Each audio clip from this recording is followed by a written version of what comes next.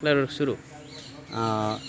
दर्शक, आज हम एक नागरिकता के विषय में बात करने जा रहे हैं। नेपाल और भारत में दोनों तरफ नेपाल सरकार के नागरिकता और भारत सरकार में आधार कार्ड दिया जाता है, जिसे परिचय पत्र कहा जाता है। इससे दोनों मित्र देश में अलग अलग नाम होते हुए भी परिचय पत्र है उसका काम, जिसका नाम नेपाल नागरिकता है और भारत में आधार कार्ड। ये दोनों कार्ड लेकर नागरिकता का दुरुपयोग कर भारत में रहने वाला एक व्यावसायिक घराना का कहानी है। आज हम उनसे बात करना चाहते हैं। आपका नाम बताइए। कहाँ है घर आपका? रामपुर मठिया। आप नेपाल में कब से रह रहे हैं और क्या घटना है आपका? बहुत दिन से रहे। बहुत दिन। कौन साल में आप नेपाल में कैसे आए थे?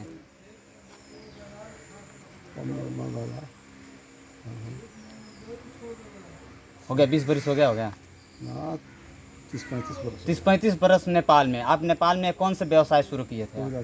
कोयला का व्यापार। कोयला का व्यापार कहाँ तक करते थे नेपाल में? कौन कौन जगह पे पहुँचाते थे? क्या क्या चीज़ में पहचानते? कोयला का व्यापार इंडिया से माल लिया करके हाँ हाँ नेपाल में देते थे। नेपाल से लेते थे कटमान, हाँ हाँ कोयला, हर जगह भी जाते थे। वो फैक्ट्री के लिए जाता था कि और ही काम के लिए? फैक्ट्री को ले चूल्हा जलाने से लेकर फैक्ट्री चलाने के लिए भारत सरकार से भारतीय वहाँ संग्रामपुर निवासी बिहार के रहने वाले नाम क्या बताएं? व्यास प्रसाद तेली। उनका दो भाई, आप दो भाई हैं। आपका पिताजी का नाम क्या था? राम ध्यान सन। दूसरा भाई नाम क्या है? गणेश प्रसाद। जो गणेश प्रसाद अभी हाल साल नेपाल में 2073 साल, कैमरा बताएं भीतर, 73 साल में नागरिकता लिए और नागरिकता लेकर उधर भीतर रखिए ना, पानी भीतर रखिए ना, हो जाए।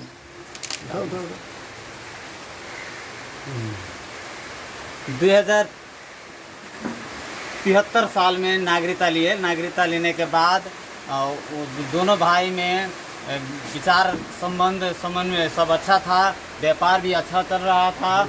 और पिछले समय में उन नेपाल में जब नागरिकता ले लेने के बाद उनने अपने बड़े भैया व्यास प्रसाद को धोखेबाजी कर संपत्ति हड़पने का षड्यंत्र रच दिया। षड्यंत्र रचने के बाद वो अपने भाई का ही जगह भारत में रहने वाला में जो है उसमें अंश लेने और नेपाल का संपत्ति नहीं देने के जैसा कहानी शुरू हुआ है। इस कहानी कैसे शुरू हुआ ये बताइए तो।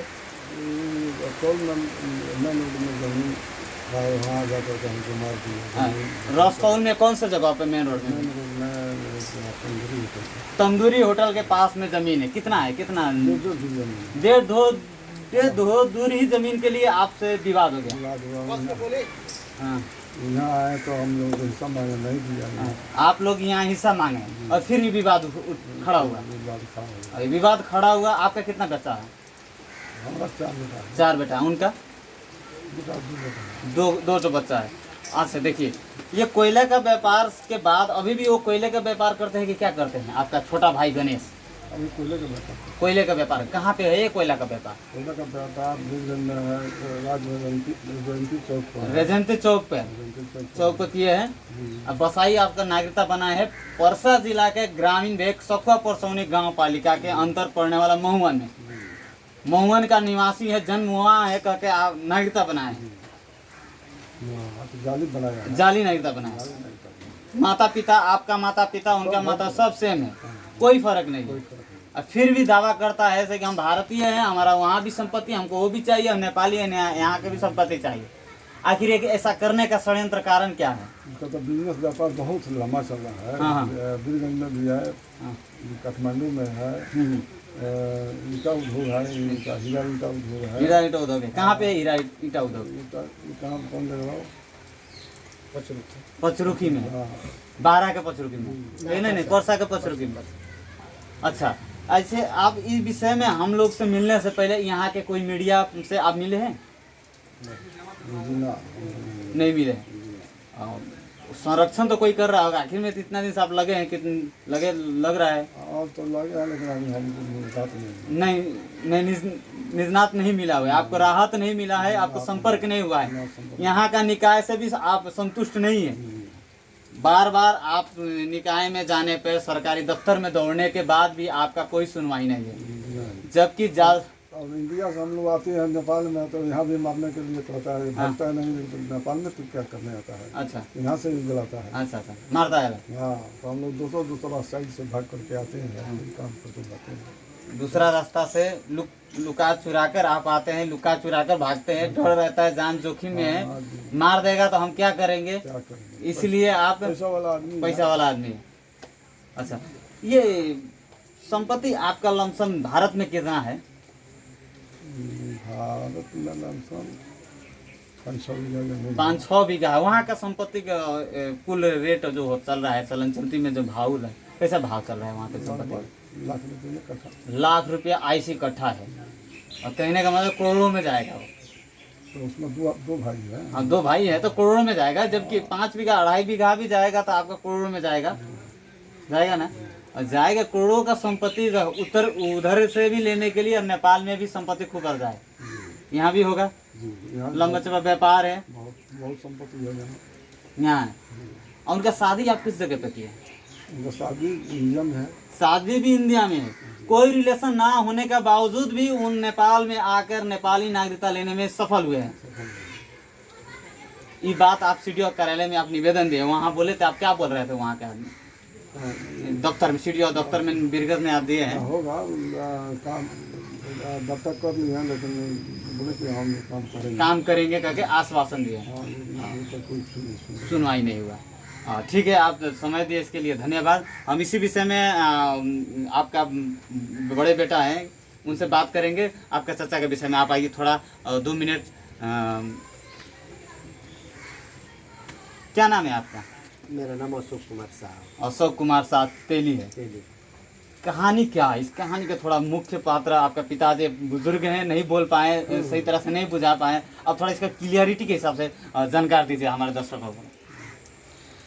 मेन कहानी क्या है कि जो हम लोग, हमारे पिताजी और चाचा दोनों आदमी मिल करके सब गोल में, हम भी जब बड़ा हुए तो हम भी साथ में रह करके कारोबार हम लोग किए यहाँ नेपाल में। नेपाल में कारोबार किए, करते करते बहुत पैसा कमाए हम लोग कोयला के काम से। कोयला के काम से बहुत पैसा कमाने के बाद में क्या हुआ कि अब डिवाइड होने का जो मौका आया, अलग अलग रहने का, तो हम लोग पिताजी हमारे बोले जी गणेश जी हम लोग अलग अलग रहेंगे। तो गणेश जी ने बोले कि ठीक है, कोई बात नहीं है। तो गणेश जी का क्या था कि वो नेपाल के नागरिकता चुपे चानी बनवा लिए थे हम लोग से। 2046 साल में नागरिकता बनवा लिए थे। 46 साल में बनाए? 73 साल में बोल रहे थे? नहीं, 73 साल में इंडिया का वोटर आईडी है। 73 साल, नेपाल के 73 साल, यानी इंडिया के 2016 साल। 16 साल। और 46 साल में नागरिकता बना? नागरिकता 46 साल में। अभी तक इंडिया में भी वोट डालते हैं, हर चीज़ करते हैं इंडिया में, तभी तो वोटर लिस्ट है उनका। फोटो बाकायदा, फोटो सही था। जी। तब जब डिवाइड होने का जब इथी आया, अंश का, तो डिवाइड से पंचायती द्वारा नहीं मान रहे थे। तो हमारे पिताजी ने जाकर के बीरगंज अदालत में वो मुद्दा भी किया, अंश मुद्दा। उसके बाद में वो हेटौड़ा भी अंश मुद्दा किए। बीरगंज से न्याय नहीं मिल पाया तो हेटौड़ा में जाकर के अंश मुद्दा चला। वहाँ से भी अभी प्रोग्रेस में था, तब तक ये बोले कि ठीक है हम लोग पंचायती द्वारा क्लियर कर लिया जाए। तो पंचायती जब हुआ हम लोगों का, तो 2 आदमी हमारे तरफ से पंच, एक आदमी इंडिया और एक आदमी नेपाल के हैं। उनके तरफ से भी एक आदमी इंडिया और एक आदमी नेपाल के हैं। ये 4 लोगों ने फैसला किया हम लोगों को जी आप लोगों का नेपाल में जो भी संपत्ति है उसको छोड़िए, क्योंकि आप लोग का नागरिकता नहीं है। हम लोग भी ठीक है, कोई बात नहीं है, नेपाल में नागरिकता तो नहीं है, लेकिन रेलवे लाइन का ज़मीन, बीरगंज के रेलवे लाइन के ज़मीन 1 कट्ठा जो है वो व्यास प्रसाद को देने के लिए पंच लोग फैसला कर दिया। और इंडिया का जो भी प्रॉपर्टी है वो व्यास प्रसाद शाह का है। रक्सौल के मेन रोड, डंकन गांव का जो भी संपत्ति है गणेश जी अपना नाम से उतार देंगे प्याज जी को। तो ये टोटल बात होने के बाद भी हम लोग हुआ कि ठीक है हम लोग का नागरिकता नहीं है तो हम लोग अपना जगह ज़मीन यहाँ बेच लेंगे जो हिस्सा में मिलेगा। लेकिन गणेश जी का कि जो बोले कि ठीक है, पंच लोग बोले कि पहले आप लोग मुद्दा उठा लीजिए नेपाल में जो किए हैं। तो हम लोग मुद्दा भी उठा लिए। मुद्दा उठाने के बाद में गणेश जी बोले कि जी पंच लोग बोले कि जी ठीक है आप लोग रक्सौल इनका घर जो है वो खाली कर दीजिए 1 महीना के अंदर अंदर। हम लोग खाली भी करने के लिए तैयार हो गए, चलो भाई इंडिया में चला जाएगा अपना। इंडिया में जब गए हम लोग तो वहाँ भी जा कर के जो मेन रोड का जगह ज़मीन है उस ज़मीन पे जा गए हम लोग, दुकान खोल के बैठ गए थे। तो उन्होंने क्या किया, यहाँ बीरगंज से 8-10 आदमी को लेकर के गया, बीरगंज से ले जा कर के वहाँ पे मारपीट किया। मारपीट करने के बाद में हमारे पिताजी का कपार फट गया, रड से मार दिया। फिर पंचायती वहाँ पर भी हुआ। लोगों ने बोला ठीक है जब गणेश जी आगे रहेंगे आगे रहने दीजिए, तो आगे गणेश जी ले लिए, पीछे हम लोग को दिए। ता ज़बरदस्ती हम लोग पीछे रह गए। इसके अलावा क्या हुआ कि जो उस ज़मीन पे गणेश जी 44 भी करा दिए जा कर के थाना से, रक्सौल थाना से। रक्सौल थाना में भी वो लिख करके दिए मेरा घर मेन रोड रक्सौल है। वो भी प्रमाण है? वो भी मेरे पास प्रमाण है, केस का जो प्रमाण है वो भी मेरे पास प्रमाण है। जगह ज़मीन गांव में जितना भी जगह ज़मीन है पिताजी मेरे पिताजी और चाचा दोनों आदमी के नाम में दस्तावेज है। चाचा का जो लड़का है, मेरे काका का जो लड़का है उसके नाम में और मेरे नाम में, दोनों आदमी के ज्वाइंट समगोल में है। चाचा का लड़का जाकर के वहाँ पे जगह ज़मीन बेच देता है। अच्छा। वहाँ जाकर के गणेश जी गवाह पहचान बन जाते हैं कि हमारे घर संग्रामपुर मठिया, वो भी मेरे पास प्रूफ है। बहुत सारा ऐसा डॉक्यूमेंट भी मेरे पास है। अब आपका कहने का मतलब है जैसे कि आपका चाचा रहना है तो एक ही तरफ रहे? हाँ, एक ही तरफ में, कि नेपाल में रहें कि इंडिया में में परेशान हम लोग को ना करें। अभी हाल फिलहाल में भी हमारे चाचा जाकर के रक्सौल में हमारे घर में ताला भी मरवा दिए, ताला मरवा दिए। हम लोग भागे मारे इनके डर से भी फिर रहे हैं। आज वो अरबों खरबों में खेल रहे हैं। नेपाल बांग्लादेश बैंक से, बीरगंज के नेपाल बांग्लादेश से बैंक से 16 करोड़ से 20 करोड़ के मोटा मोटी कर्ज भी लिए हैं। हाँ, उनका चिमनी भाट्टा है, हीरा ईंटा उद्योग बोल करके है, पचरुखी में है। इसके अलावा न्यू शाह ट्रेडिंग कंसर्ट जो रजत जयंती चौक भंसार के पास में, रजत जयंती चौक के ठीक पश्चिम साइड में उनका कोयला डिपो भी है। इसके अलावा भैरवा में गद्दी है। इसके अलावा काठमांडू में गद्दी है, ललितपुर में। भंसार के पास भी जगह ज़मीन है। छपकैया श्री राम हॉल के पिछाड़ी घर भी है। इसके अलावा 17-18 कितना नेपाल में ज़मीन है। इसके अलावा इंडिया में भी 4-5 गो ट्रक है, नेपाल में भी ट्रक है।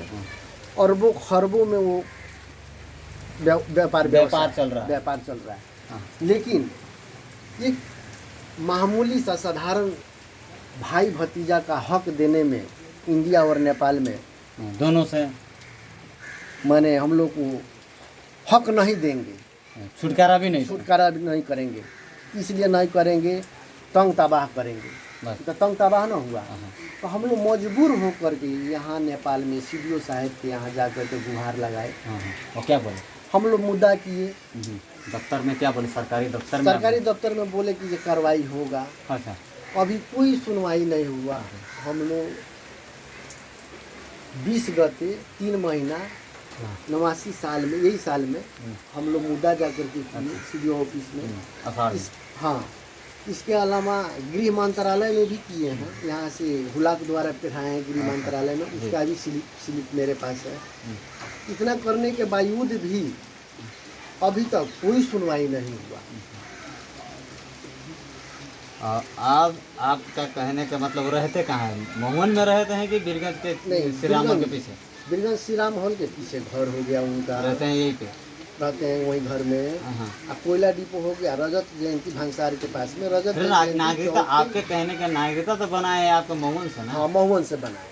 महुवन में जगह जमीन घर और कुछ नहीं है, कोई रिकॉर्ड नहीं। हमारे पिताजी 3 भाई, जो कि एक भाई नावल गुजर गए, उनका तो कहीं नामो निशान नहीं। बच गए 2 भाई, व्यास प्रसाद और गणेश प्रसाद। तो गणेश प्रसाद महुवन मठ से नागरिकता ले लिए। महुवन से गाँव विकास आपका महोत्सव। समुदाय का आदमी वहाँ पे है जो लग रहा है। कोई रिलेशन नहीं हम लोग का वहाँ महुवन में, न कोई रिलेशन है, न कुछ है, न करते। महुवन से जा कर के नागरिकता ले लिए और आज भी वो इंडिया में भी वोट डालते हैं, जिसका प्रमाण प्रूफ E to Z मेरे पास है, दस्तावेज है। उनका लड़का जो ज़मीन बेचा है उसका बाकायदा दस्तावेज पे फ़ोटो है, गणेश प्रसाद शाह का साइन है। तो औंठा आप- छाप भी है। हाँ, औंठा छाप भी है, साइन भी है। तो आप इंडिया में भी रहिएगा, नेपाल में भी रहिएगा, ये कैसे हो सकता है? अच्छा, और भाई भतीजा को तंग तबाह कर रहे हैं दोनों तरफ। नेपाल में हम लोग आ रहे हैं तो उनका लड़का बोल रहा है क्या है नेपाल में, कहाँ आया है, मार देंगे, पीट देंगे, मार देंगे, मुआ देंगे, करता है वो सब। अब हम लोग डर के जान चलते- के डर से आप- हाँ, जान बचाने के डर से हम लोग छुप करके आना पड़ रहा है, नेपाल में ही करना पड़ रहा है। हंसता आप समय देने के लिए धन्यवाद। आज आपको हम बता दी जानकारी दी है अपना यूट्यूब चैनल से कि नेपाल और भारत मित्र राष्ट्र होने के बावजूद जितना सहज है उतना ही सतर्क ना रहने के कारण से दुर्घटना भी हो सकता है। ये दिखा रहा है एक ही भाई संपत्ति का लालच ने अभी घर में क्या अवस्था पर खड़ा किया है। आपको ये जानकारी दिए हैं। धन्यवाद यूट्यूब चैनल देखने के लिए।